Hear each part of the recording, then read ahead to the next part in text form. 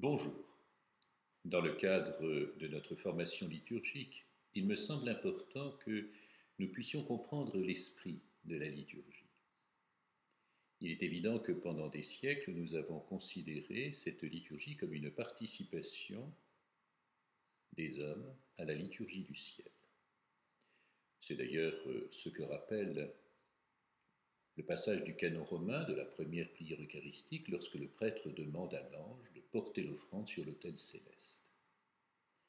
Il y a là quelque chose de sacré, de surnaturel qui dépasse notre condition humaine.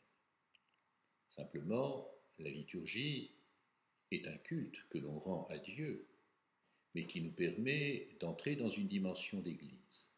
Nous sommes unis à toute cette Église qui est présente sur la terre, ces hommes, ces femmes de bonne volonté qui, guidés par leur pasteur, cherchent Dieu, mais aussi cette liturgie nous unit à tous ceux qui nous ont précédés et qui, là-haut dans le ciel, comme nous, se tournent vers Dieu. Enfin, cette liturgie nous unit à l'ensemble de la création, visible et invisible, et bien sûr aux anges qui, dans le ciel, se tournent vers Dieu.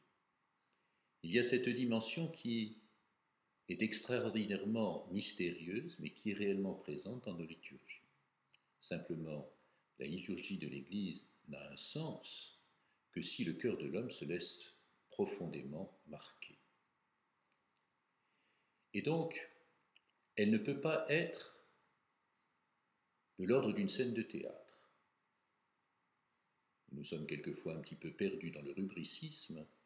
Si la rubrique est importante, ce qui est important encore plus, c'est que nous rencontrions Dieu. Mais cette liturgie a comme objectif d'élever notre cœur. Toute prière n'est-elle pas une élévation de l'âme vers Dieu? Et cette liturgie, qui nous permet de nous unir au Christ prêtre et de nous tourner vers le Père pour implorer l'Esprit Saint, permet à l'Église tout entière de se tourner vers la divinité. L'objectif est donc de chercher Dieu, virgule, et de le trouver. C'est d'ailleurs pour cela que le sommet de toute vie chrétienne est le mystère de l'Eucharistie, où Jésus est réellement présent. Là, sous le voile de l'hostie, sous cette apparence extraordinaire, est présent le roi des rois, le Seigneur des seigneurs, le Christ. Ça n'est pas un mystère d'habitation pour nous, chrétiens catholiques. C'est un mystère qui dépasse notre raison, mais qui entre dans une notion de transsubstantialité. Ce n'est pas l'apparence, c'est la réalité la plus substantielle qui est transformée. Jésus se rend présent au milieu de nous. L'objectif de notre liturgie est bien sûr que nous puissions engager la totalité de notre être dans cette recherche de Dieu et cette rencontre personnelle avec lui. Alors, il y a des chants, il y a des paroles échangées, il y a des prières, mais tout ceci a besoin d'être régi, réglementé. Si c'est seulement de l'ordre d'une prière personnelle, il est évident que lorsque vous êtes dans le secret de votre chant, vous priez comme vous avez envie.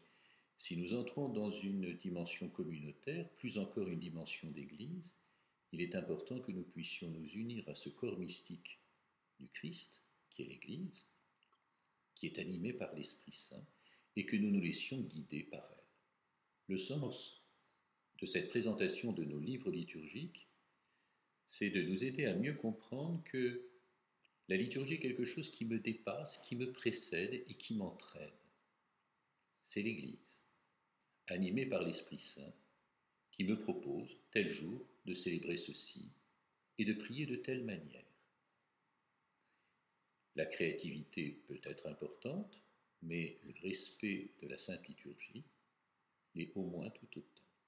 Car ce qui compte, c'est de se laisser porter par la puissance de l'Esprit. Alors je vous propose tout simplement de regarder ces différents livres liturgiques qui guident nos prières.